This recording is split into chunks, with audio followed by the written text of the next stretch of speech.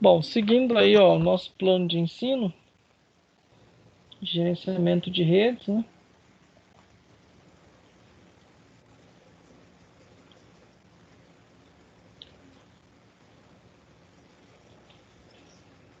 Nós estaremos no 14º encontro, que é a documentação do projeto de rede. Então, aquele material que eu coloquei como subsídio para vocês fazerem o trabalho, ele já trata dessa parte de documentação também. Então, vamos fazer uma revisão aí da segunda parte, né? Que é o quê? Desde a elaboração do projeto lógico, está lá na primeira, eu pedi um trabalho agora. Projeto do esquema de endereçamento, também está lá. Que inclusive é algo bem parecido com o que o Caio fez na disciplina de protocolos de redes, certo? Aí projeto topologia da rede, seleção de protocolos, projeto físico da rede, seleção de tecnologia e de dispositivos. Então vamos tratar desses assuntos, né? A implementação e modelagem do projeto de rede aqui na documentação do projeto de rede. Aí fica faltando a parte de QoS e segurança em tráfego de rede, que a gente vê na próxima aula. E a finalização, por fim, a finalização, né, do projeto de redes. E uma avaliação, onde essa avaliação pode ser vocês mesmos dar uma olhada e falar, olha, será que dá para eu melhorar esse projeto? Será que ficou bom? Entendeu? E nós teremos provavelmente algumas atividades práticas inseridas dentro desse contexto aí.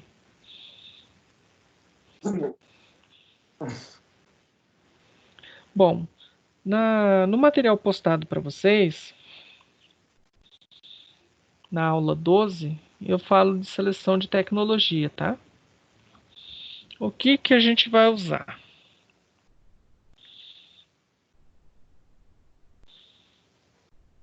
Bom, seleção de tecnologia de dispositivos. A ordem aqui não importa muito, porque assim, como um capítulo, uma aula trata de seleção de tecnologia e dispositivos, a outra trata de projeto lógico, a outra trata de projeto físico, então a ordem aqui não vai nos atrapalhar. Até porque isso já foi visto por vocês em outras disciplinas, né? Ah, Então aqui, ó, essa parte de segurança, depois a gente vai pegar isso aqui para a próxima aula. Se der tempo, a gente começa hoje. O estudo de caso ali que está na aula 8. Vamos tirar isso aqui. Caracterização do tráfego de rede, nós já falamos. E esse aqui que é aquele material que começa nos dando a ideia do porquê que a gente precisa gerenciar, né? Gerenciar o quê? Gerenciar para quê? O que é gerência de redes? O que é gerenciamento de redes? Então nós vimos esse aqui ainda no início do semestre, tá? Bom, sobre a seleção de tecnologia para dispositivo de rede, o que a gente vai pensar aqui? Olha, que seriam essas tecnologias? Eu vou pensando em link. Ah, um ADSL, é ATM, é uma Oi Fibra, é uma NET via cabo. É nesse sentido. Aí você vai olhar mais o que tem disponível na região da sua empresa, ou da sua casa, ou do local onde você está fazendo o projeto, né? E assim, o que é o que traz o melhor custo-benefício, certo?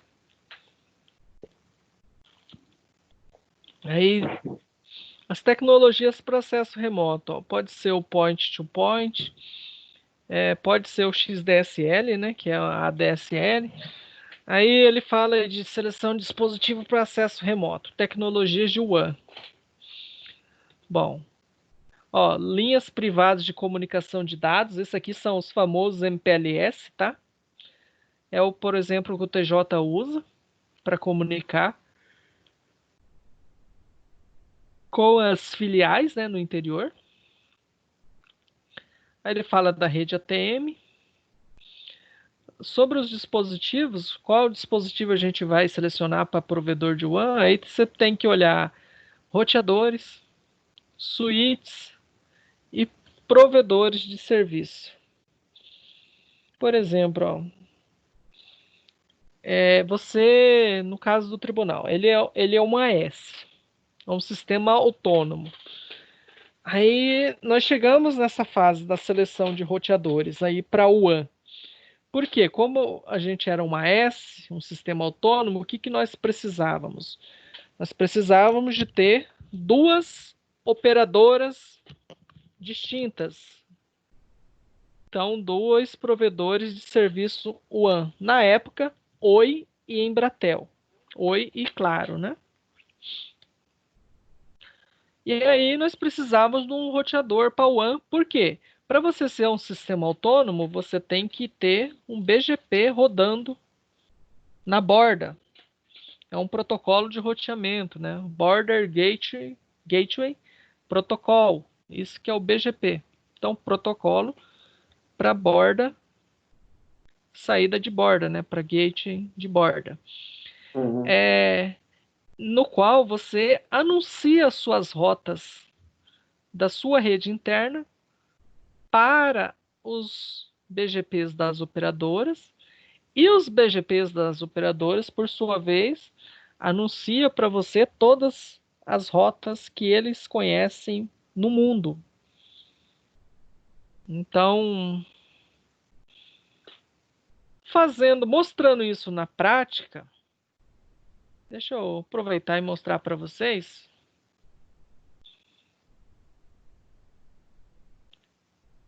Que aí a gente já, vocês já entendem o que acontece. Eu estou conectando a VPN, enquanto isso a gente volta lá.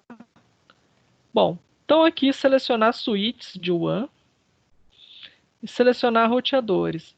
Aqui nós precisaríamos de um roteador Cisco, Juniper, Huawei. Esses são geralmente os roteadores usados em operadoras. As operadoras de telecom eu já falei, que são os provedores de serviço. Os switches de WAN nós não precisamos, por quê? Porque nós tínhamos que prover o serviço apenas para as filiais. Então, assim, a gente não precisava de um switch para o WAN. A gente já precisava de ter uma interligação, vamos dizer assim, entre esses dois roteadores, porque você não pode ter apenas um, você precisa de tê-los redundante. E esses roteadores, eles entram o link direto no nosso Core Data Center, passando pelo firewall que está atrás dele. Entre o switch e o firewall, fisicamente eles não estão ligados direto no firewall, mas logicamente eles passam pelo firewall antes de entrar na nossa rede DMZ, beleza? E quando você é sistema autônomo, você ganha um bloco de IPv4 com pelo menos 254 IPs. Você ganha no mínimo 1/24. Se você for um provedor, tipo esses provedores de internet a rádio, não sei o que, você ganha 1/19. Então você ganha um bloco bastante grande de IPs para que você distribua esses IPs válidos para os seus clientes. No nosso caso, nós temos apenas um bloco, certo? De IP 1/24. Mas já é IP pra caramba, né? Então eu já mostrei isso aqui pro Caio quando a gente estava falando de um assunto referente a protocolo de gerenciamento. Eu estava mostrando o gerenciamento dos suítes, né? Então eu acessei vários suítes e aí eu mostrei. Nós estávamos falando de roteamento, né? Lá. Sim. E eu mostrei para vocês isso aqui. Então eu vou mostrar agora para o Leandro também que na seleção do nosso roteador de borda para executar esse BGP, o que nós tivemos que fazer? Roteadores da Cisco seriam bastante caros. para essa quantidade de rotas. Então, o que nós fizemos? Tivemos 2 BGPs, 1 e 2.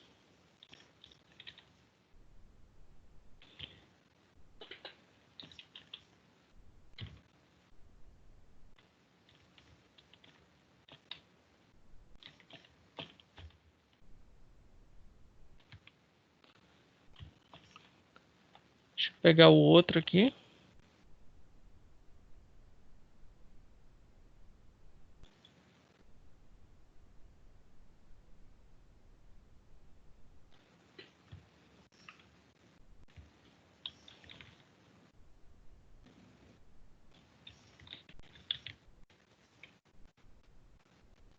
Esse aqui já está um pouco mais hardenizado, já tem uma mensagem ali para se você, neste sistema é permitido o uso apenas por pessoas autorizadas. Pessoas utilizando este computador sem autorização ou excedendo sua autorização sofrerão imputações legais. Vale lembrar que todas as atividades estão sendo monitoradas e armazenadas pelo sistema para futuras Toma. consultas. Em caso de uso indevido ou atividade criminal por meio deste acesso, tais logs serão fornecidos como evidência para as autoridades. Gostou? Xadrez, né, mano? E você sabe de onde que eu tirei isso aí? Esse textão bonito, hein? Você acha que eu inventei? Ah, não foi do Facebook, não, né? Não. Eu tirei do próprio BSD. Eu só Pô, que traduzi. massa. É essa mensagem aí, ó, quando você habilita a hardenização nele. Ele vem com essa mensagem em inglês. Basicamente, Aí já você só chega, traduziu eu só traduzi. na Já, tradução literal. eu traduzi usando o Google Translation e dei uma colocada aí mais próximo do Da português, né? realidade. É, mas é desse jeito. Você vê que os caras levam a sério o negócio de segurança, hein? Mas E tem que ser assim, mesmo. isso aqui é assim desde sempre, tá? Bom, então, ó, nós temos aqui, ó, esse cara aqui, ele atua como um roteador, mas ele é uma máquina, um servidor de um U. Deixa eu ver se ele tem CPU info aqui, acho que não tem. É um BSD.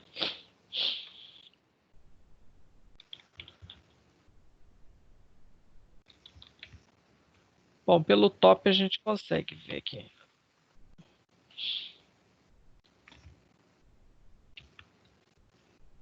Opa.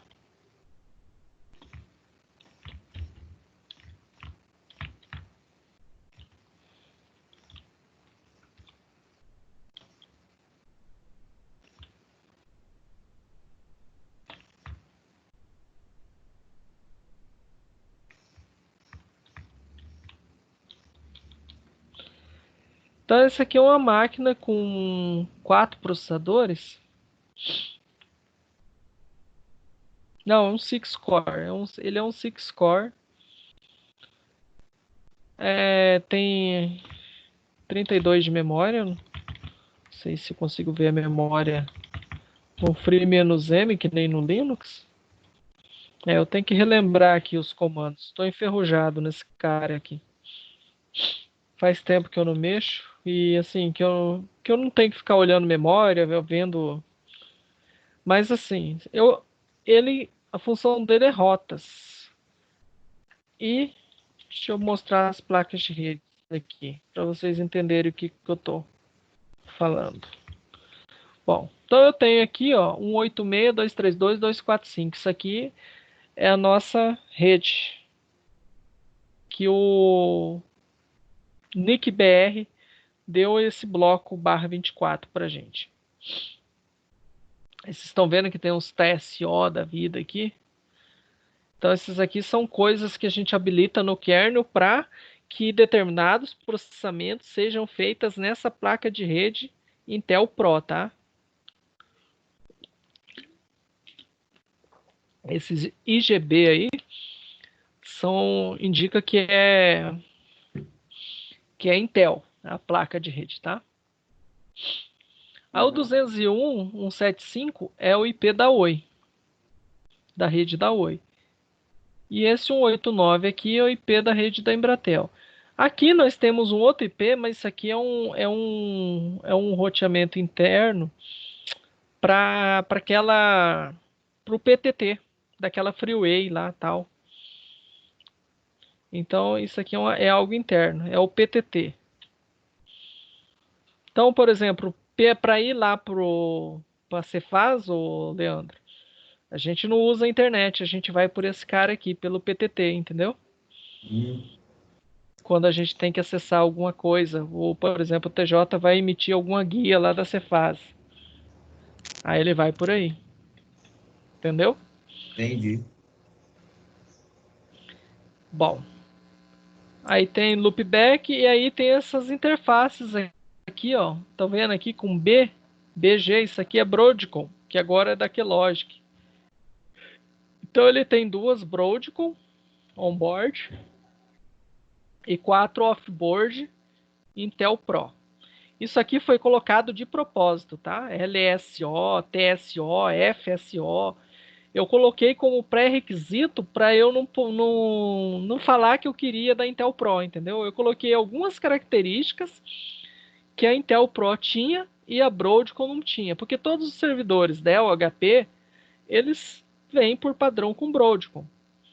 E isso tem um motivo da gente precisar de, de Intel Pro quando você está falando de borda. Não para o tráfego do TJ talvez não fosse fazer diferença, mas quando a gente pensa num tráfego, um PTT, por exemplo, que ocorre troca de tráfego, algo mais parrudo, não vou nem dizer o PTT-MS, mas pega um PTT de São Paulo, por exemplo, aí já precisa de características das placas de rede da linha Intel Pro, tá? Bom, então, bom, professor, o senhor falou disso aí, ele é um roteador, o que nós temos aqui? Ó, tabela de roteamento, tá? Ó o tanto de rota. Será que eu fui lá, route add menos net, cada uma dessas rotas?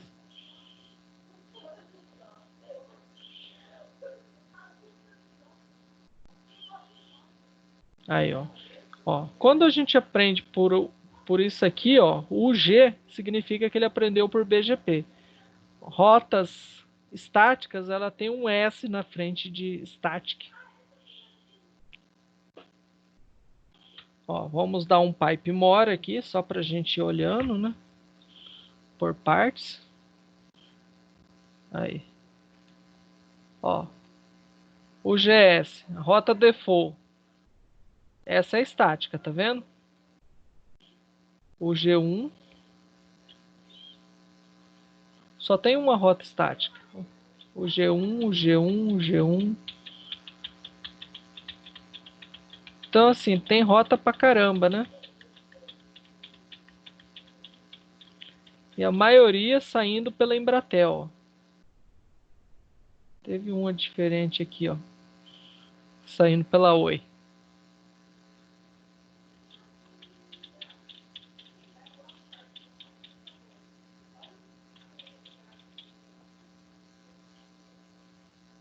Bom, resumindo, isso aqui, ó.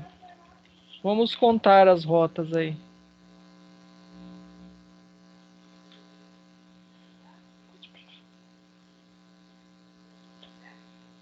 Só um pouquinho.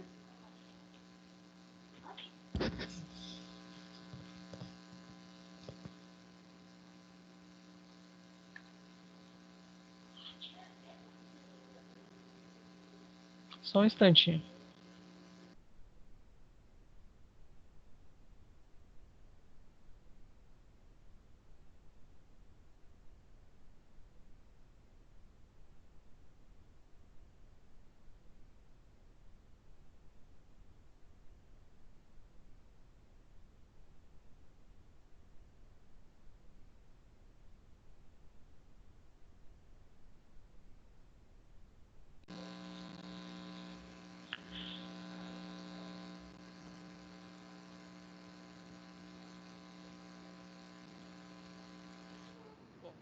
Estão me ouvindo?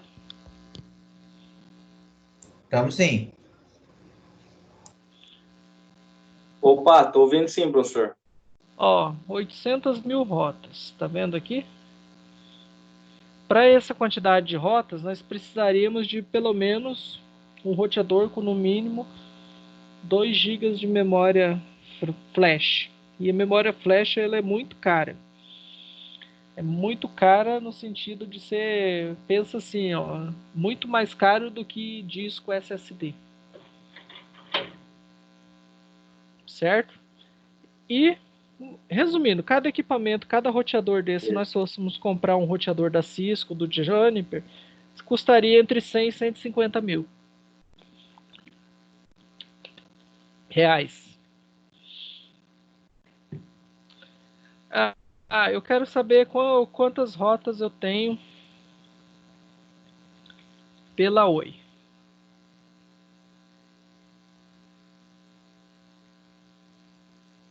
É só eu botar isso aqui e contar.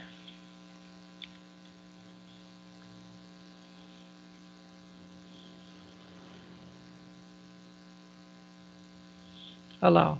Tô com 21 mil rotas pela Oi e o restante pela Embratel.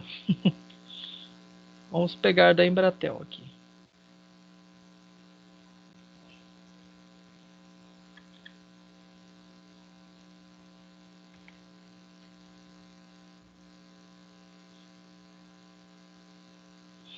Está contando.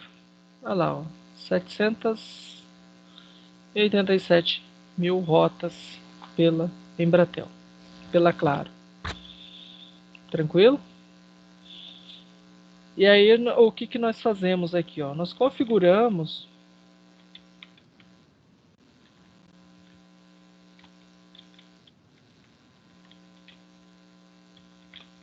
este arquivo bgpd.conf. Assim que a gente configura o número do nosso AS,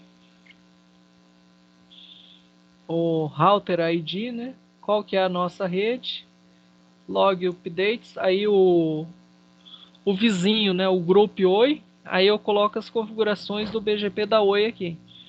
O número do sistema autônomo deles, todo sistema autônomo tem um número, tá? Quantos saltos eu posso dar, local pref, quem que vai ser o preferencial. Se a gente tem um link principal e um backup, a gente pode colocar o preferencial como 300 e o secundário como 100, por exemplo, ou como 200, hein? Ou uma prioridade maior aqui. Mas como aqui a gente é AS, a gente coloca a mesma prioridade para os dois. A non-self é anunciar suas próprias rotas. Aí se você coloca anuncial aqui, já dá problema que eles não aceitam, porque aí você está anunciando rotas demais, entendeu? Então as operadoras elas costumam bloquear. E aqui é o IP do vizinho, é o IP do roteador lá da Oi, que é o BGP de lá. E o IP que eu tenho do meu lado da rede da Oi. Um daqueles IPs da interface. Da Embratel a mesma coisa, só que da Embratel, ó,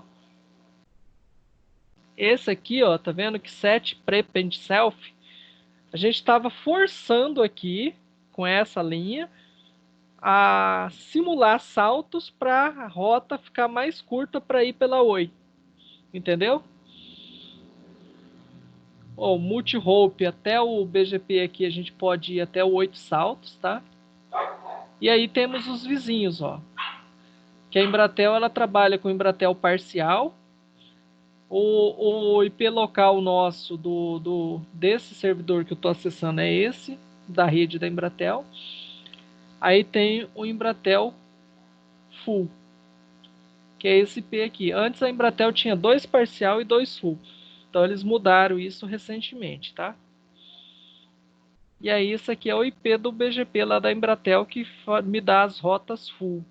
Esse aqui é o que me dá as rotas parcial, certo? Aí tem o da Freeway, que é aquele 10 lá, interno. e acabou. E aí a gente coloca algumas negações aqui, ó. Para negar, vindo de qualquer, né, prefixo, com maior ou igual a barra 24 na máscara, tá? Então a gente não aceita rotas menor do que 1/24, rotas pequenas.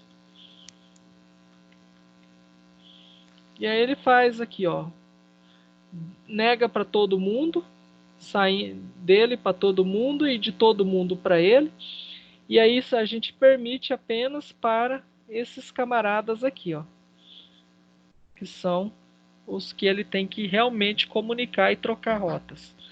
Então você vê que é um arquivo bem simples, né? Aí essas publicações aqui, ó,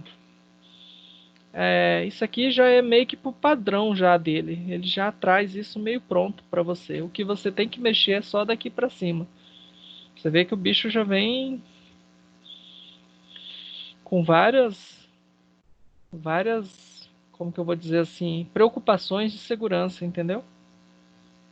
Ó, reservado para loopback local, reservado para link local, que é o ippipa. Ó, esse já traz uns IPs aqui já negado, que já é de conhecimento que essas redes não são seguras, entendeu? Isso aqui são IP válidos, tá? Isso aqui, ó,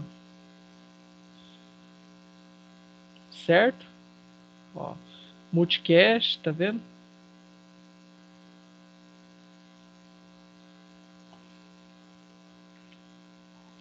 Ó, IP reservado para uso futuro. Aí da freeway a gente tem que fazer os permitidos, né? Das redes da freeway. E acabou nosso arquivo.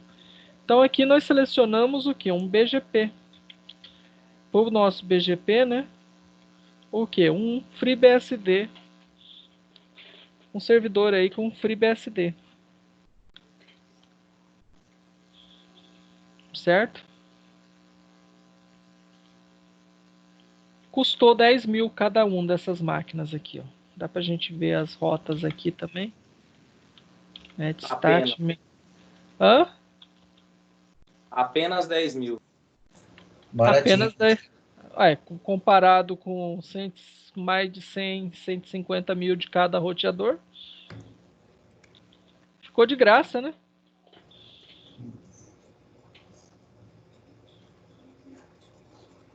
Ali, ó. Tá ali uma pá de rotas ali, ó. No outro servidor.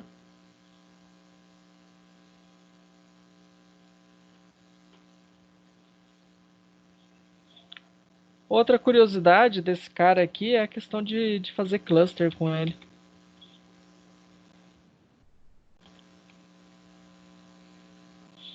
Ó, vocês reparem aqui que ele tem 2 IPs. Tá vendo?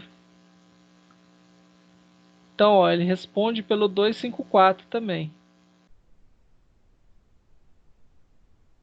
Aqui, ó, ele responde pelo 12. Aí esse aqui, ó, ele responde também pelo 68.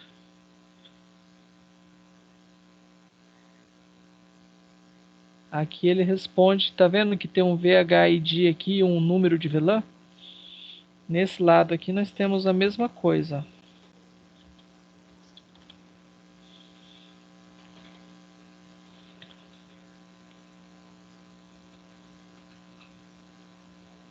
Só que ele tá com o IP, ó, esse é o 253, o 254, ele fica flutuando.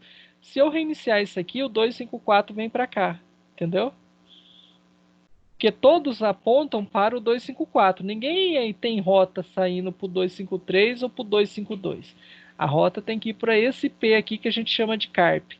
Aqui é a mesma coisa, ó. O 12 está aqui, aqui é o 10, aqui é o 11. Se o 11 tiver algum problema, esse P12 passa automaticamente para cá.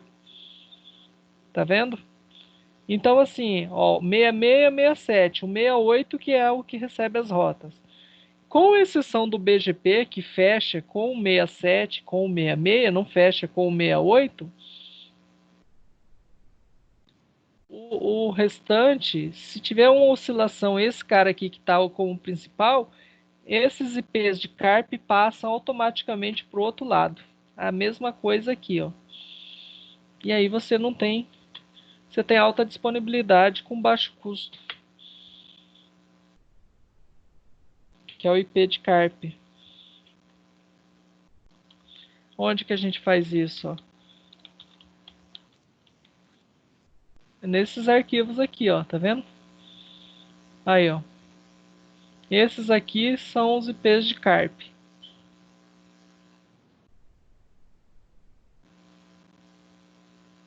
Esse é o IP. Esse aqui é o IP de CARP. Esse é o IP, esse é o de CARP. Entendeu? As rotas default nós colocamos nesse arquivo aqui. Então, assim, não tem um arquivo para cada coisa, entendeu? É tudo nesse arquivo. Esse arquivo se assemelha àquele rc.local do Linux. Aí você bota tudo nele, no rc.conf. Beleza? Então isso aqui é um Linux mais, é um Unix, né? Um negócio mais bruto. Mas em compensação muito fácil de você fazer as coisas. Se a gente, só para vocês terem uma ideia, vamos ver aqui, né?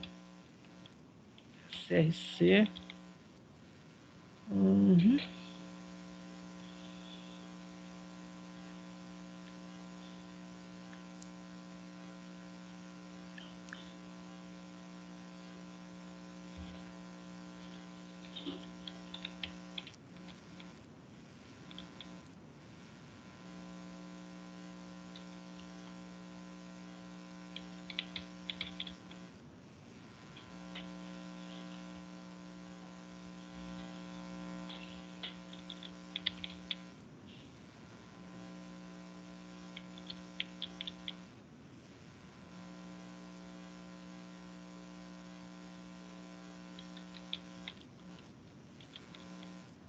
Aqui. Ó, tá vendo os kernels ali? Ó, o default, genérico e aí tem um personalizado, que é o do TJMS. Então qualquer alteração a gente faz nesse cara aqui.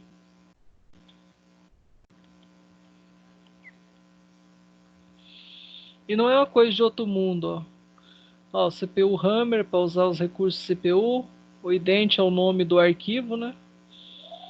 Ó, e aí ele tem os comentários aqui.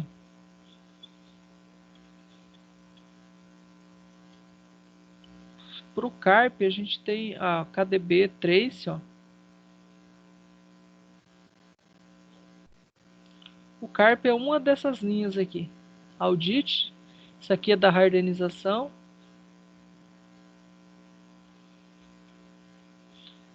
FTC, tal. ATA, é os dos HDs.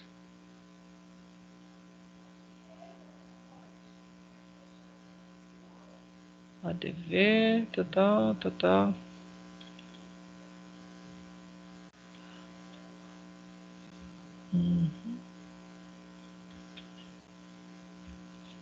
Ó, os VESA que é para hardware. Cadê a parte do CARP aqui? Eu sei que é umas duas linhas só para você ativar aquilo lá. Aí você ativou no kernel, o IP já fica flutuando. Você já tem uma configuração de cluster simples. No Linux não é tão fácil assim você fazer, entendeu? Ah, isso aqui, ó. PF é um firewall, tá? E o IPFW. Então essas aqui a gente colocamos. Aqui, CARP, tá vendo? Basicamente é isso aqui, ó, para ter o CARP. Essa linha aqui já funciona. Isso aqui já é para outras coisas. para IPsec, para VPN, se você precisar.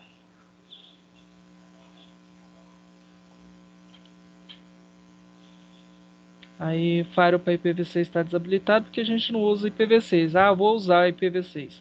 É só eu vir aqui, descomentar isso aqui e recompilar o kernel.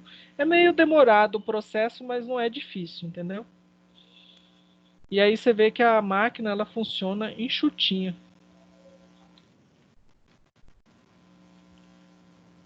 Certo? Então aqui fizemos a escolha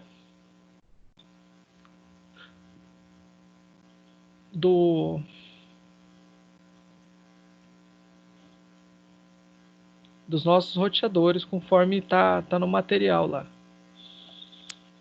Bom, tecnologias para acesso remoto, o point to point, isso aqui já é ADSL. Aí ele explica o que é ADSL, tá? Tem vários canais, incluindo canais normais, seleção de dispositivos para acesso remoto.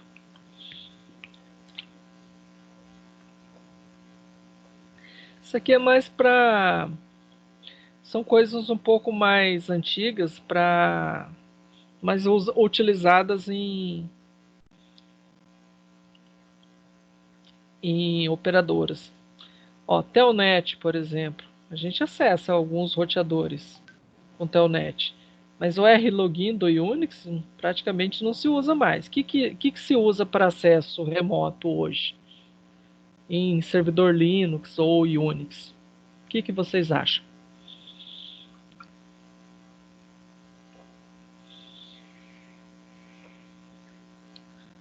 Como que Leandro, é? o que a gente usa para acesso remoto hoje? VPN, né?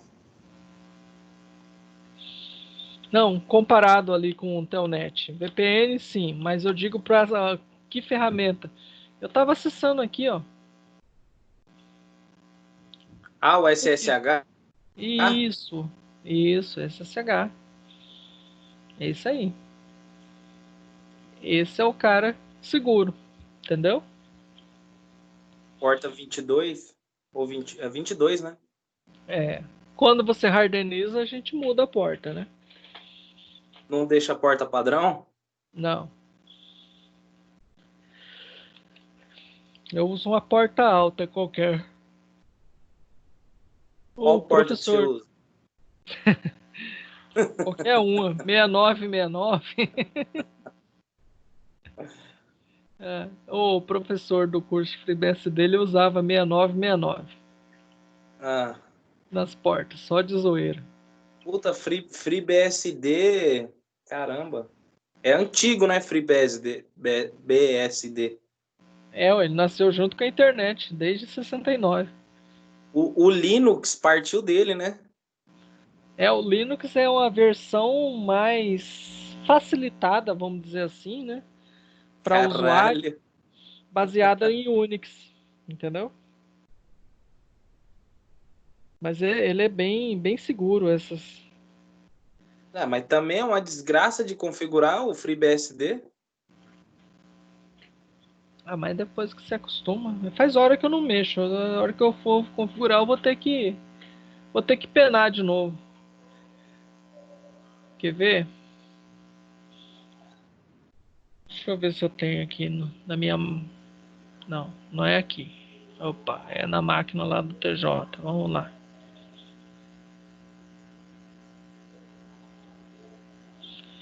Deixa eu ver se eu tenho aqui.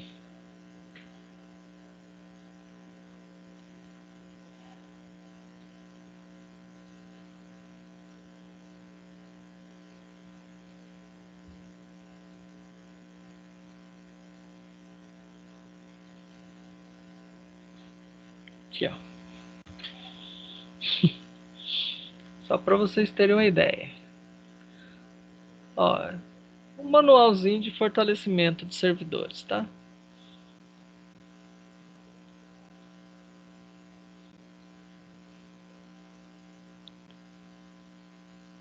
Que a gente tem que fazer? 20 páginas pro Linux. Isso aqui é o básico do básico de hardenização, viu? É o mínimo.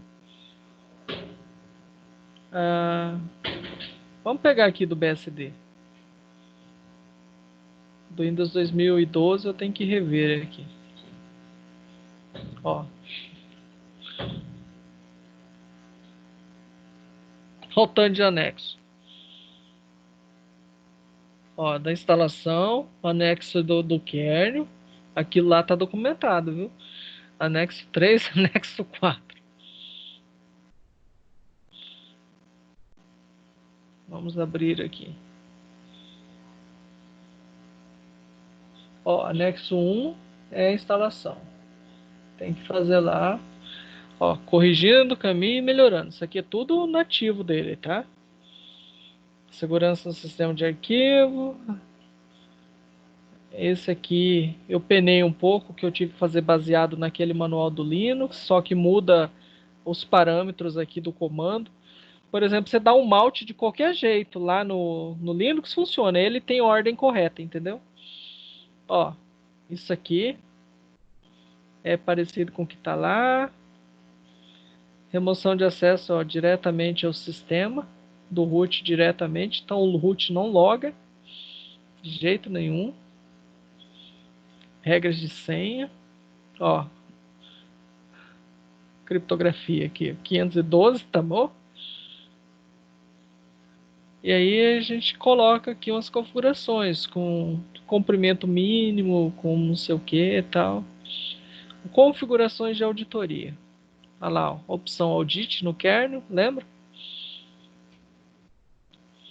É classe padrão de auditoria. Beleza. Vamos lá. Então, todos aqueles detalhes lá, ó, isso aqui é do kernel.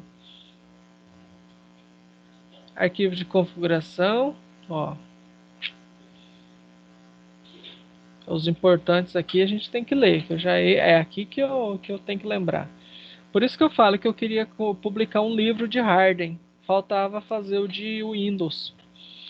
Que aí você já fazia um de Linux, de BSD e de Windows. Você fechava uma boa gama, tá? Ó, auditoria de root. Tudo que o root fizer. Ó, limitar acesso ao Chrome. Isso aqui, ó, no Windows a gente não tem tanta esse tipo de preocupação. E eu fiz com as telinhas para eu lembrar, entendeu? Ó, quais os comandos e como que tinha que ficar.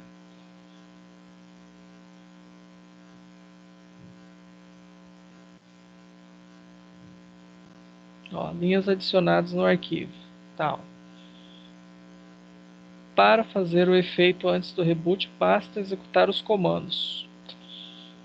Se eu quiser testar, né, para o efeito antes. Aí, ó, aqui ele já logou, ó.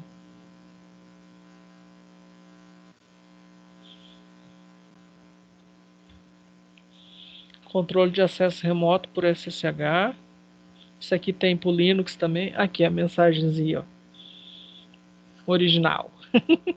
Eu peguei da onde? Do handbook, do material dele. É aquela mensagem lá, ó. Eu só traduzi ela. Aqui, ó. Tá vendo? Mensagem original. Tá vendo aí? Essa era aquela mensagem que você tinha mostrado lá do. Isso. Eu só peguei, ó, a original aqui. Eu só peguei ela e traduzi. Tá Ah, vendo? você. Mas já tava lá, cara. Eu não inventei nada, não. A única coisa que eu coloquei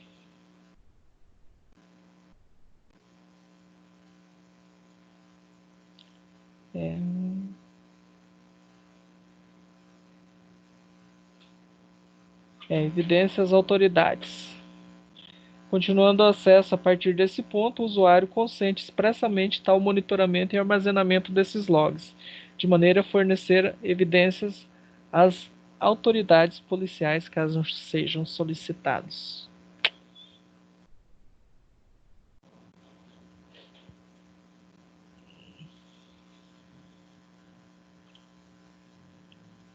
Isso foi o que eu acrescentei, esse finalzinho aqui, tá vendo?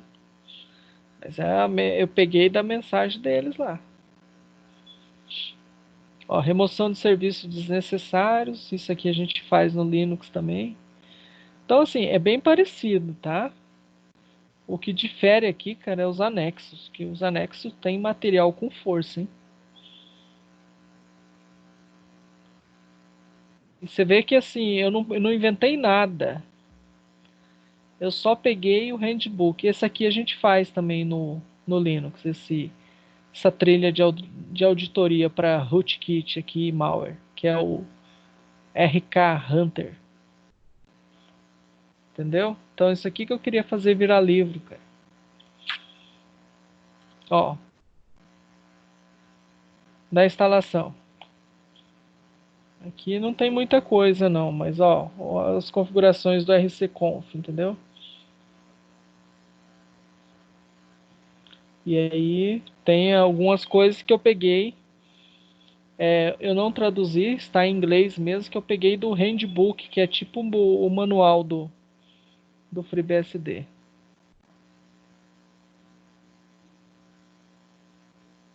Mas assim, o que nos interessa é as respostas aqui, os caminhos, tal. Aqui eu estou instalando o VM Tools, né, porque é uma máquina virtual.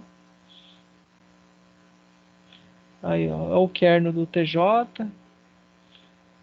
Aí o anexo 2 aquilo que eu mostrei no kernel. Aqui eu estou mostrando como que compila o kernel, tá vendo? Não é uma coisa assim de outro planeta, tá vendo? Você vai lá, edita o arquivo.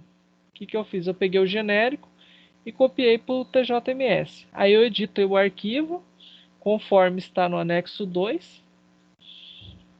E aí a gente vai executar esses comandos aqui, ó. Esse aqui é para fazer tipo o apt-get, update, upgrade dele, tá vendo? E as instalações Upgrade não, né? Hã? Upgrade não, né? Fazer um apt-get upgrade para de funcionar tudo. Não, eu uso no Linux. Não, se você mudar o repositório de versão, Não, eu uso na versão oficial isso, aham. para Não, aquela mas versão. então, É eu o tava fazendo um o teste dist aqui. upgrade que é problemático. Não, eu tava usando o Debian 8 aqui, aí eu tava olhando a versão 10, né? E eu não sabia, né? Gravação. Fui lá, mudei o repositório para o 10 e dei um apt-get upgrade. Ele atualizou para o 10, mas parou de funcionar todo o serviço que eu tinha configurado. Deve ter mudado igual Diretório, o Ubuntu uma, 18. uma porrada de coisa mudou. Então, aqui, ó, quando você faz esses comandos aqui, você atualiza os repositórios. Aí se você quer instalar alguma coisa, o que você faz, ó? Você entra nesse USR Ports, gerenciamento de rede, né? Zabbix, Uhum. por exemplo. Aí é só make install clean. E aí tá feita a instalação. Ele é bem simples, assim, igual um apt-get da vida, entendeu? Você só tem que saber dentro do ports aqui o que você quer. Se você não sabe, o que você faz? Dá um find barra USR ports, né? Dá um find no nome, mais ou menos no nome do pacote que você deseja, que ele vai te trazer onde que tá. Certo? Uhum. Então isso aqui é só para instalação, beleza? Beleza. Aí o anexo do kernel, que é aquele documento lá, aquele kernel que eu mostrei para vocês, ó. Não tem muita coisa, só 8 páginas. Já mais ou menos comentado.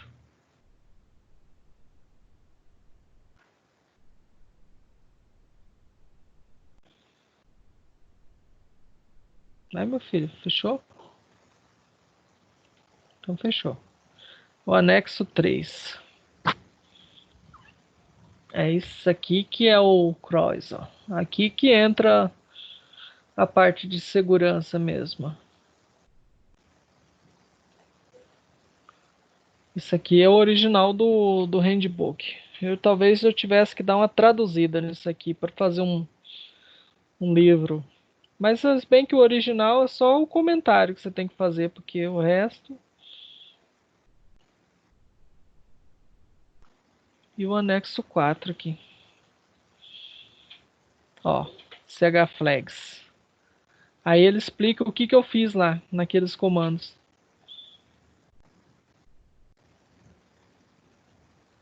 Aqueles que eu coloquei a tela, entendeu? Esse já está traduzido. Então é isso aí, pessoal. Isso aí foi a escolha da tecnologia e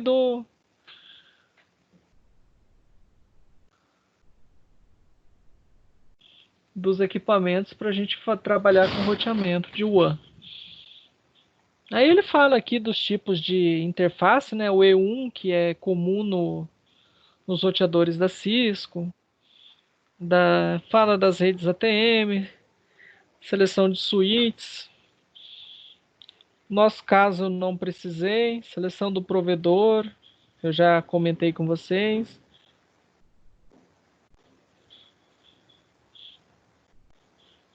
Ó, o objetivo do negócio e o objetivo técnico sempre é aumentar o quê? Do negócio sempre aumentar lucro, né? A gente tem que estar sempre nas aplicações, comunidade de usuários, Data Store. Ó, os Data Store. Ele tem o mainframe, Belém, sistema de suporte manufatura. É de acordo com o cenário da empresa. Servidor de arquivo Unix, servidor Netware, os Novell, servidores da Apple e o servidor de vídeo, né? Isso para esse cenário aqui. Então aí como que você faz a escolha, né? Então você pode usar isso aqui como base, mas você vai, eu uso Windows para AD, eu uso Windows para DHCP, que nem tem um tal de David aí, que é o cara da LGPD aqui no Brasil, né? É DPO lá na Europa, tal. Ele fala assim, ó, se for para botar um Apache, alguma coisa na internet, assim, eu vou usar Linux com Apache ao invés de o IS da Microsoft. Agora, se é rede interna, AD, DHCP, esses serviços, o próprio DFS, que é o sistema servidor de arquivos, né? Eu uso Microsoft. O servidor de arquivos, o Microsoft, tem um agravante. Ele é mais suscetível a vírus do que Errado não tá, né? Hã? Não, ele Errado ele não. não tá, né? Não, e eu tô te falando de um cara que é de segurança, entendeu? Não, mas é verdade, professor. Eu também concordo com ele. Eu acho que essa parte de rede, roteamento, essas coisas, DNS, o Windows Server é para isso mesmo. Interno, Agora né? você vai. Isso, aham. Para rede Agora, interna, né? AD DNS e externo, tal. que nem o nosso. Aí a gente já bota num FreeBSD, entendeu? Já bota Agora, no. então, mas eu falo assim: pega um domínio e organiza no Linux, Faz com gerenciamento de LDAP. usuário, Ele citou isso. Ele falou: não vou fazer no LDAP, entendeu? Eu entendeu? não vou fazer no LDAP. Bom, aí ele tem os cenários aqui, ó, mostra a topologia, um desenho aí, para vocês terem com um exemplo de como fazer, entendeu? Você já tinha visto essa aula, Leandro? Essa não. Tá, a parte de roteamento que nós falamos ali, eu mostrei um pouco para vocês, né? Ó, seleção dos protocolos de roteamento, de ponte, né, de bridging, que é ponte, de switching, que é protocolo de comutação, e protocolo de roteamento. Quais as características, né? Então, o que que a gente precisa saber? Ó, as características do tráfego, uso de CPU, memória, capacidade de se adaptar.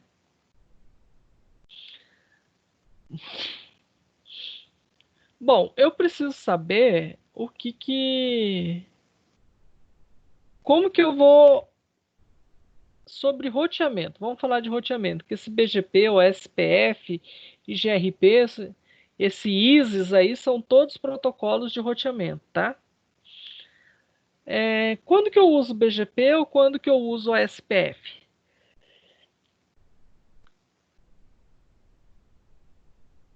BGP, basicamente assim, ó.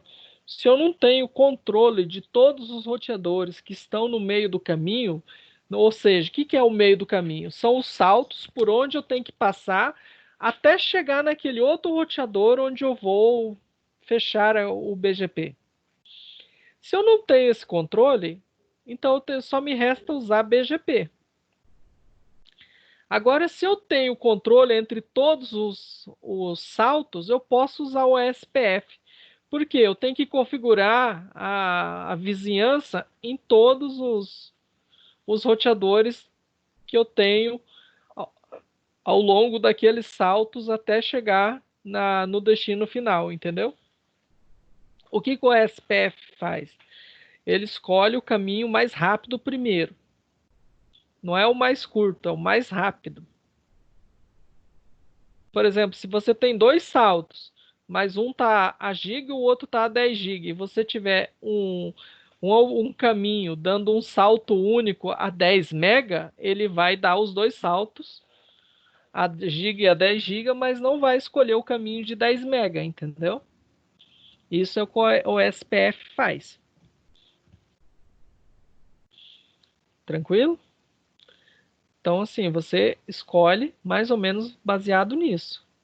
Beleza. Então, aí ele coloca aqui os requisitos, né? A adaptabilidade deve reconfigurar em segundos após a mudança de rede. Todos eles têm, menos o RIP. Deve ser escalável para grandes redes, centenas de roteadores. Todos também. Deve ser um padrão compatível com o equipamento existente. Só os três aqui, ó. Esse GRP é da Cisco, tá? Por isso que ele não está marcado. E o outro aqui é uma extensão do IGRP. Ó, não deve gerar muito tráfego.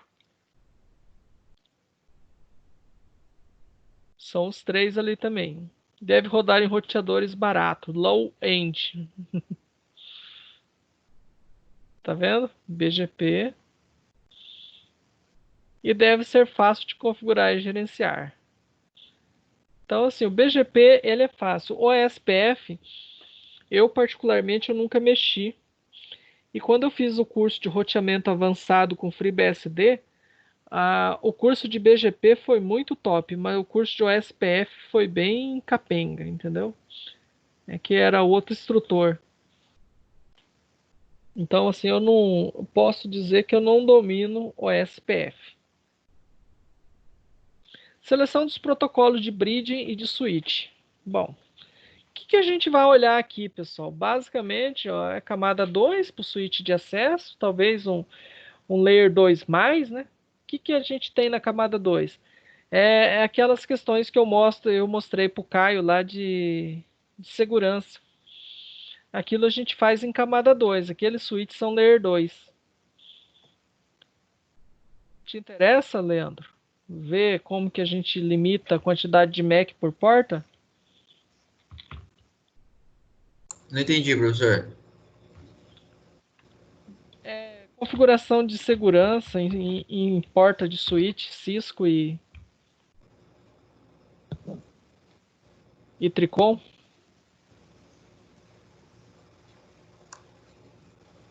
Isso aqui, ó, vamos lá.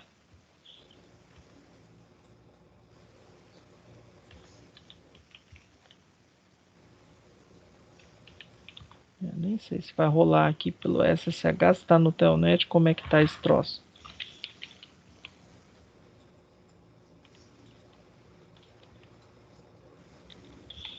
Ó, System é o do Tricom, tá? Esse aqui é um switch Tricom.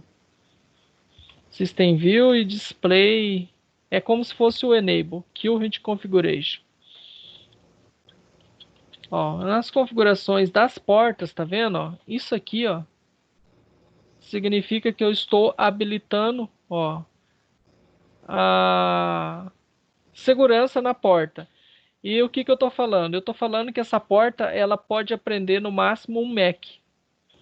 Entendeu? Mas o que eu estou garantindo com isso?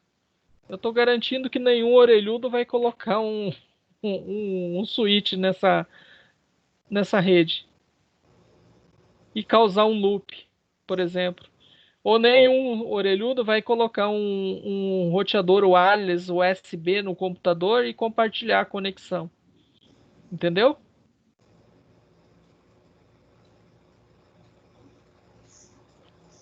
Por quê? Porque cada porta só aprende um MAC.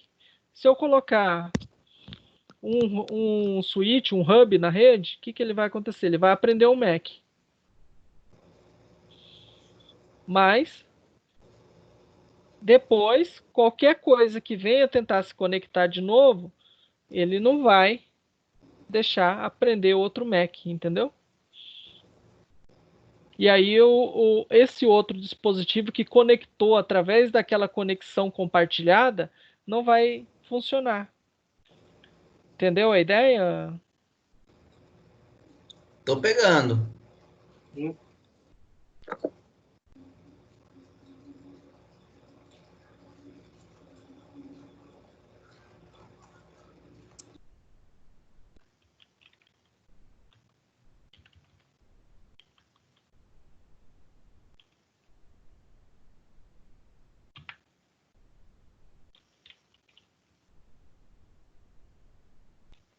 Eu acho que isso aqui é um Cisco.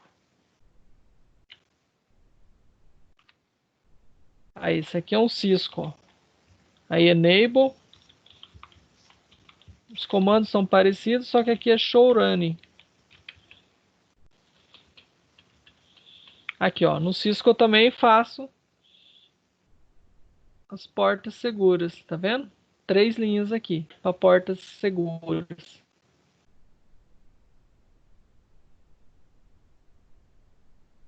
Tá vendo? Isso aqui, ó, é o mesmo, reproduz o mesmo resultado. Essas 3 linhas aqui do Cisco e essas 3 linhas do Tricom. E o que eu estou fazendo aqui?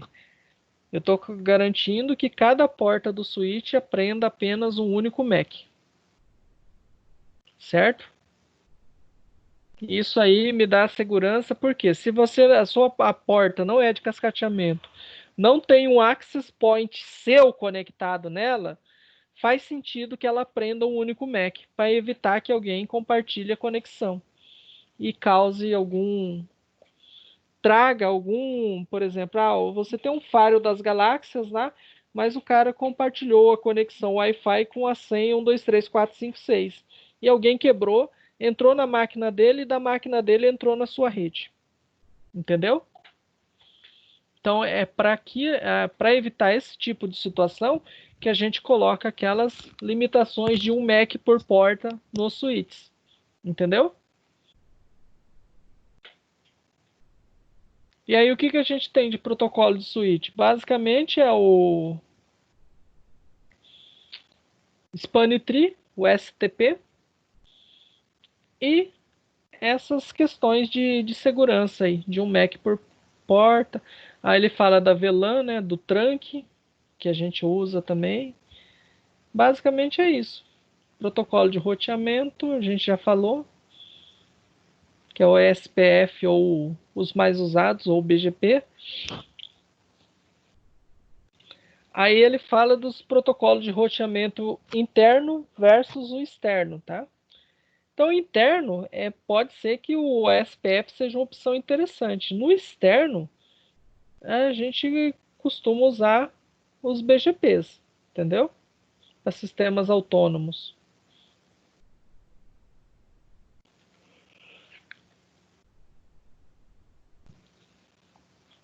Roteamento estático versus roteamento dinâmico. Na borda, não tem como ser estático. Você tem que usar roteamento dinâmico, tá? Aí ele fala de restrições e escalabilidade do roteamento, né? O protocolo deve ser investigado quanto às suas restrições e escalabilidade. Exemplo de questões que podem ser investigadas. Há limite impostos nas métricas? Com que rapidez o protocolo converge depois da mudança na rede? Um bom protocolo, o SPF, por exemplo, converge em poucos segundos. Que quantidade de dados é transmitida numa atualização de rota? A tabela inteira, apenas mudanças? Quanta banda passante é consumida pelo protocolo? Isso aqui é uma pergunta importante, tá? Quanto da banda é consumido? Adianta ser um super protocolo, mas consome metade do seu link, só para trafegar os controles dele, entendeu? Então isso aí também é importante. Aí não, né? Uhum. Bom.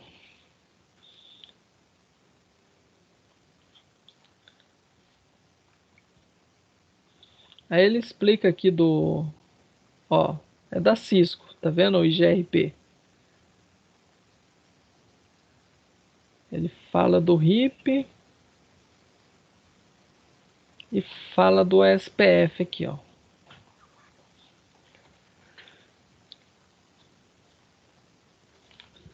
É um padrão suportado por todos os fabricantes, converge rapidamente, autentica atualizações de rotas, suporta redes não contíguas VLSM, né? Não, em segmentos de rede não necessariamente contínuos. Pode ser configurado em áreas hierárquicas, usa multicast em vez de broadcast, propaga as mudanças, apenas mudanças e não tabelas inteiras. Não usa muita banda. Olha o BGP. É um protocolo externo, né? Complexo, usa muita banda e não deve ser usado em empresas pequenas. Por isso que os roteadores para rodar esse cara aqui na borda eram caríssimos, entendeu? Mas assim, até internamente nós usamos o BGP. Por quê? Porque para a gente fazer uma escolha de qual link usar daqui para uma cidade do interior, nós não tínhamos controle nos roteadores, nem da Oi, nem da Embratel. Então não dava para usar um OSPF. O único jeito que a gente tinha de ter uma comutação automática em caso de uma falha do link lá era através de BGP. Então até internamente nós usamos o BGP. Por que que o nosso projeto ficou viável? Porque usamos servidores ao invés de roteadores. E na ponta, o que que era? Era um BSD também numa máquina virtual, tá? Então aqui depois vocês dão uma olhada nessas tabelas. Eu acho que basicamente era isso aqui. Aí o parte do projeto físico de rede. Mecanismos de proteção e segurança, esquema de roteamento. Nós falamos. Descrição dos protocolos, ó, o endereço, o range da rede, tá? Uma divisão aí, a topologia lógica, ó, como que a gente monta. Tá na aula 11 isso, tá? Descrição dos protocolos, esquema de roteamento, mecanismo de proteção e segurança, projeto físico da rede. Então aqui ele tá, nesse exemplo ele está tratando de 3 filiais aqui, né? Asa Norte, Taguatinga e Goiânia. Como que vai ser o cabeamento? Vai ser uma fibra, vai ser satélite, entendeu? Aí entram as tecnologias, né? Aí ele definiu aqui que switches que vão ser utilizados, ó, 24 portas 1000 com 4 portas SFP, que é 4 portas de fibra. Roteador XYZ, né? Máquina cliente, sistema operacional tal, servidor, processador Xeon, com núcleo duplo, tal, não sei o que tem. Tá, provedor de acesso à internet, custo da manutenção. Viu como que é um básico de um projeto seria isso aqui. Bom, aqui temos a parte de segurança. Aqui é a parte da finalização do projeto, né? Que é a última aula. As fases do projeto. Essa aqui é a última aula, nossa aula 16. Então o projeto ele tem algumas fases, né? Primeiro, iniciação, planejamento, execução, monitoramento e controle e finalização.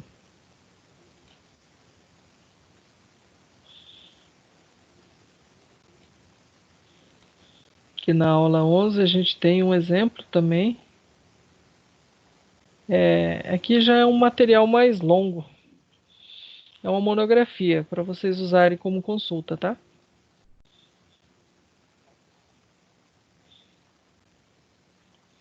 Então, o que eu tenho aqui, ó? Ó, o projeto da planta, né? A parte da engenharia, ó. Projeto de rede. Aspectos físicos, tá? Aspectos lógicos, tá vendo?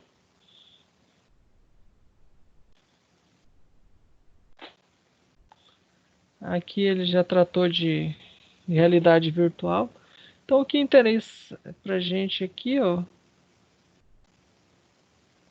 página 31. Vamos ver aqui.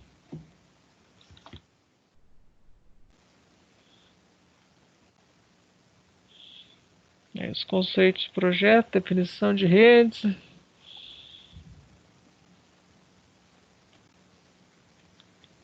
Topologia da rede, está definindo. Organização e padronização, aspectos físicos.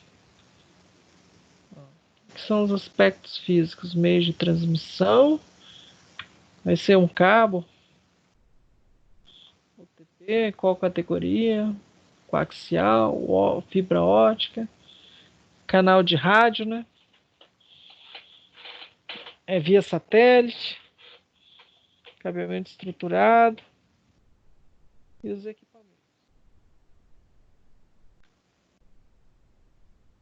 Os aspectos lógicos, ele vai considerar a arquitetura, TCP/IP, como que vai ser.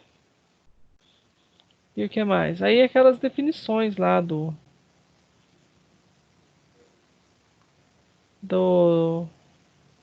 dos range, né, de endereço para cada um, vai estar aqui, ó.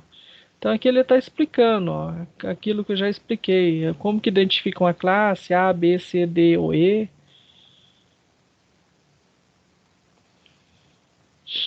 Então assim, apesar de bastante material, a gente vai até a página 51. Então da 31 a 51, são 20 páginas que nos interessam nesse material aí. Bom. Deixa eu pegar aqui no início. Documentação. Como é que a gente documenta um projeto? Isso é a aula de hoje, tá? Deixa eu ver se tem mais alguma coisa. Ó, projeto em rede. Aqui, ó, você vê um negócio todo bonitinho e tal, né? Interessante.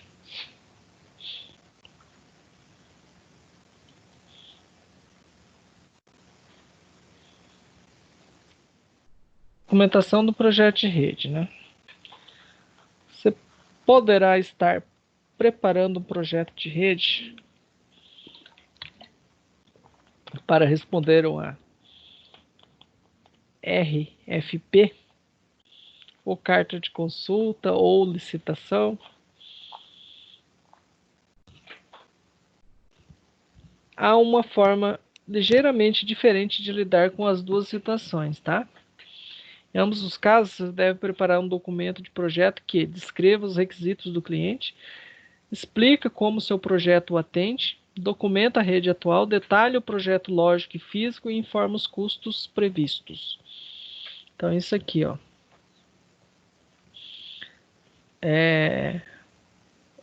Para licitação, você tem que considerar esses itens aqui.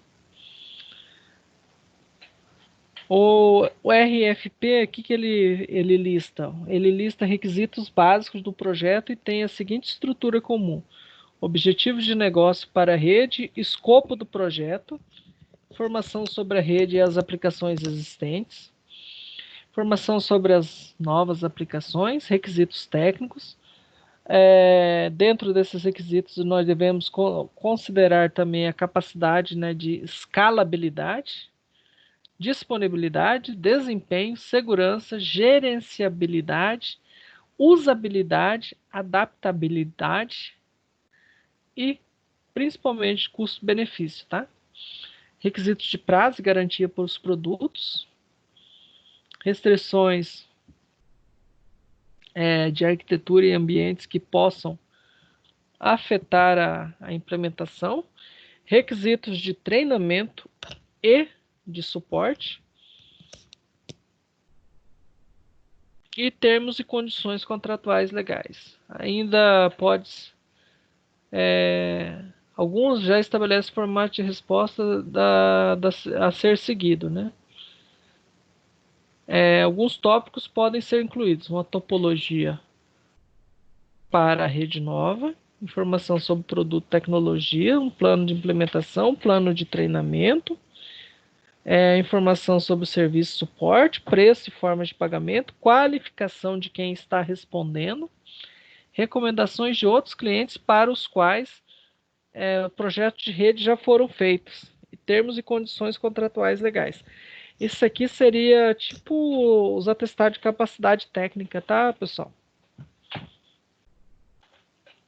Aí, ó, conteúdo de um documento de um projeto de rede. O que você tem que ter nesse documento? Então, as seções de documentos são... Isso aqui é vamos dizer assim... se eu pedir um projeto de rede para vocês, ele tem que ter esse sumário aqui, ó. Esses capítulos, vamos pensar assim: o resumo executivo, o objetivo do projeto, o escopo do projeto. O que é escopo, pessoal?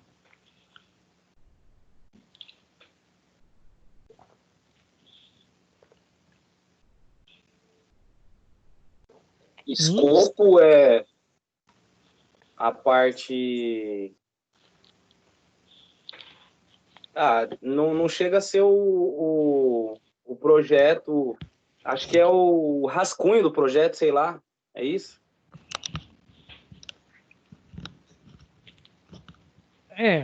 Vamos pensar assim, ó.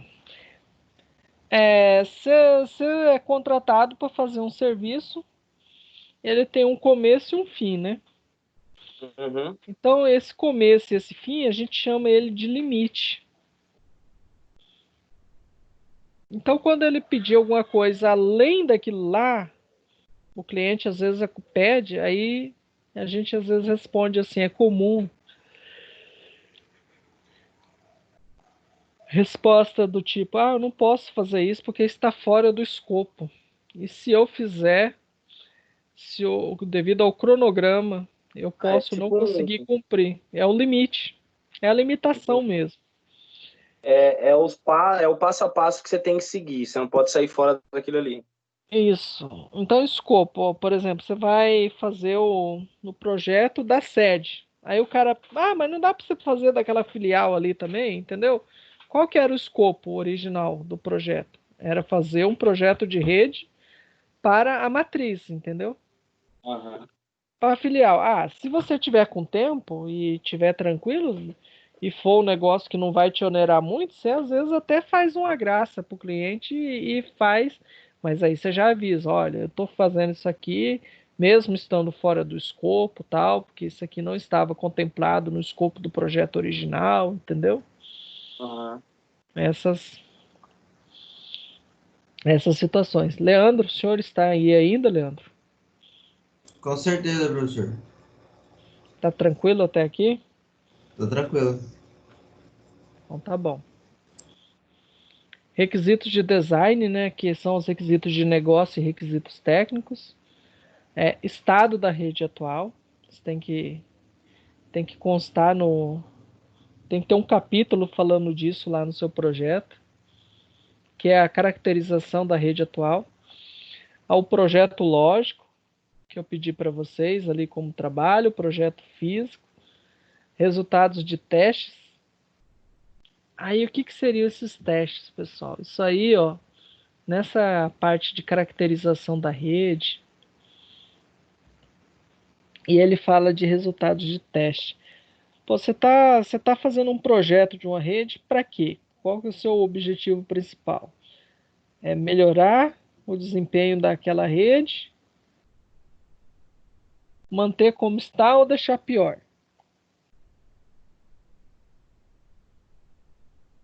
Qual dessas três opções?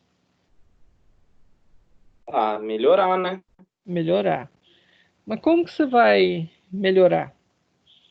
Ou saber, ou medir se melhorou, se você não sabia como era antes? Entendeu? Com o antes e o depois, não é? Isso. Aí é para isso que a gente precisa desses testes e ter uma sessão aqui com resultados dos testes. Esses testes é o que a gente chama de baseline, linha de base, entendeu? Que é um ponto de partida. Então, tudo que você melhorar além daquilo ali, você está cumprindo o seu objetivo que você queria melhorar. E tudo que ficar abaixo daquilo ali significa que piorou, entendeu? Então é mais ou menos isso. Você tem que ter um ponto de comparação para você saber o quanto melhorou ou se não melhorou quase nada. Ou se piorou. Entende?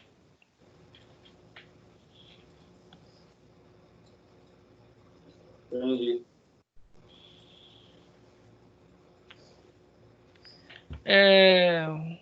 Plano de implementação, orçamento e o apêndice,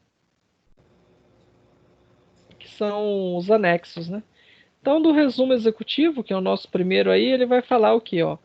Uma única página resumindo os pontos importantes do projeto, orientado a gerentes, que serão os decisores, sobre a continuação do projeto. O objetivo dessa sessão é de vender as vantagens para o negócio do projeto de rede. Portanto, não mencione aspectos técnicos ou mencione-os de forma extremamente sutil. Foque no negócio. Esse resumo executivo aqui é aquela parte que você tem que escrever e dar para sua mãe ler. E se ela entender, tá beleza, entendeu? Você tem chance de ter o projeto aprovado. Beleza, Leandro?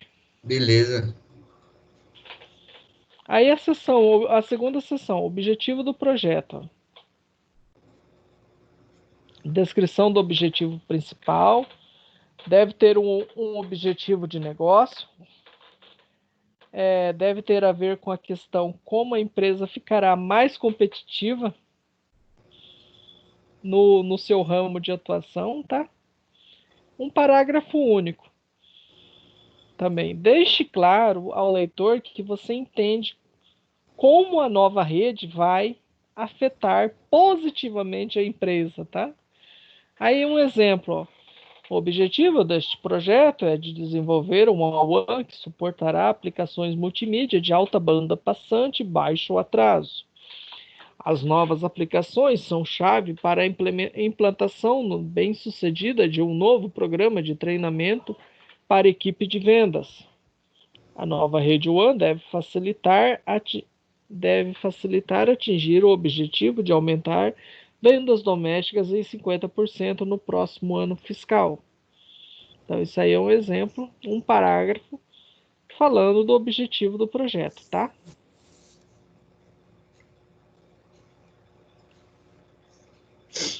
Beleza? Beleza. Escopo do projeto. Qual o tamanho do projeto? É o limite que eu falei. Qual que é o tamanho? Quais as dimensões, né, do projeto? É uma rede nova ou é uma extensão a uma rede existente? Mencione departamentos e redes afetadas pelo projeto. Esclareça também o que não faz parte do projeto. Pedir coisa que está fora. Já escreve o que não está contemplado no escopo do projeto, entendeu? Exemplo, o escopo do projeto é atualizar a WAN que interconecta os escritórios de vendas principais no país A7. A nova rede WAN será acessada por empregados das áreas de vendas, marketing e de treinamento. Não faz parte do escopo do projeto atualizar qualquer lã usada por tais empregados. Tampouco faz parte do escopo do projeto atualizar as redes acessadas via satélite e por empregados que trabalham em casa. Então, ó, não faz parte LAN e não faz parte também essas atualizadas via satélite, tá? Ou empregados que trabalham em home office. Beleza? Beleza.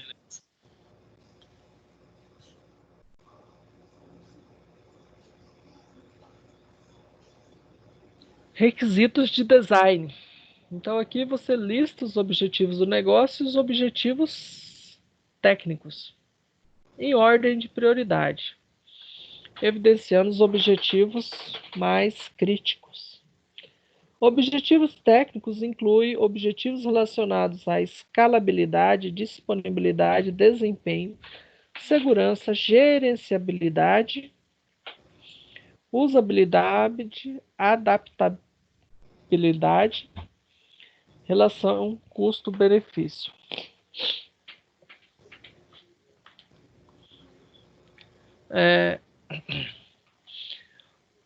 Mostre os trade-offs que os clientes topam fazer, né, usando uma tabela de priorização de objetivos. Liste as comunidades de usuários e os data stores, né, e listar também as aplicações e seus atributos dentro desses requisitos técnicos aí, requisitos de design, certo? Ó, o estado da rede atual. Esse aqui, requisito de design, ficou de boa, pessoal? Tranquilo? Tá de Sim. boa. Uhum.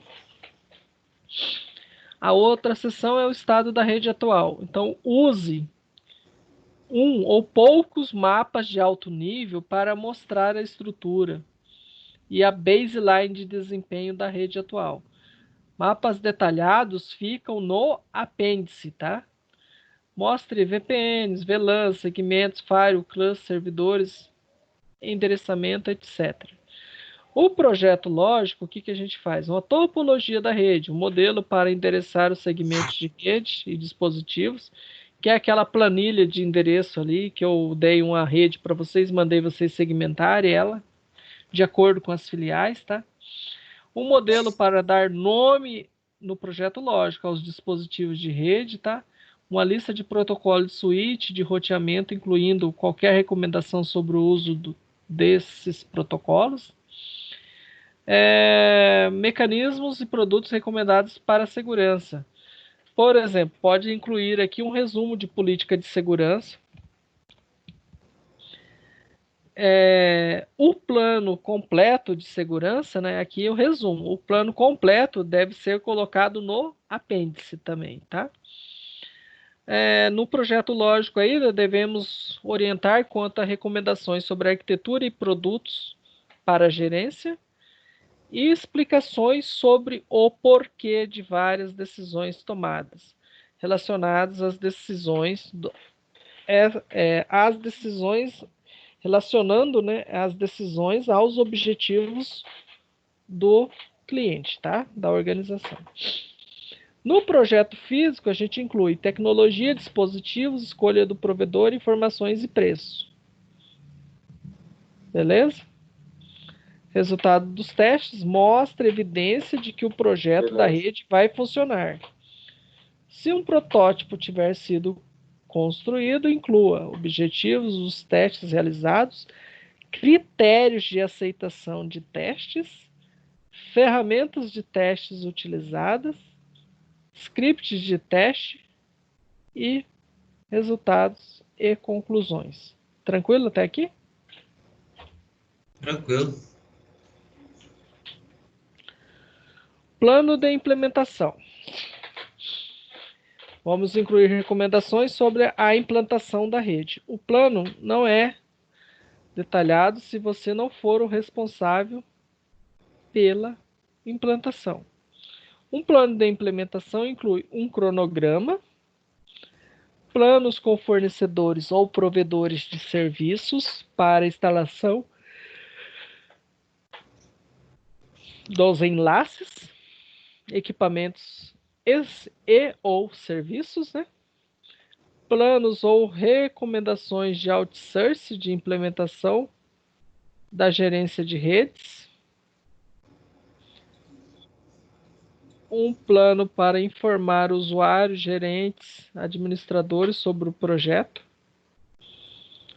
um plano de treinamento para administradores de redes e usuários, tudo isso aí no plano de implementação, tá? Um plano para medir a eficácia da nova rede depois de implantada, uma lista de riscos conhecidos que podem atrasar o projeto, um plano de contingência caso a implementação venha a falhar,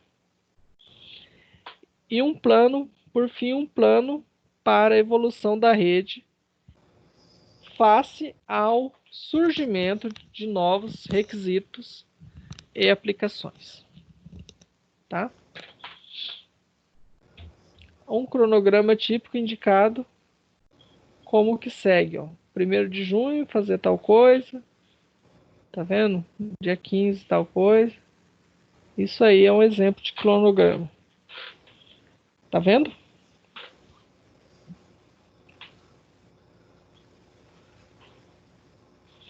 Ok, Sim. pessoal? Sim. Orçamento. Deve-se documentar um orçamento disponível, incluindo aquisição de hardware e software, contratos de suporte e manutenção, contratos de serviço, treinamento, recursos humanos,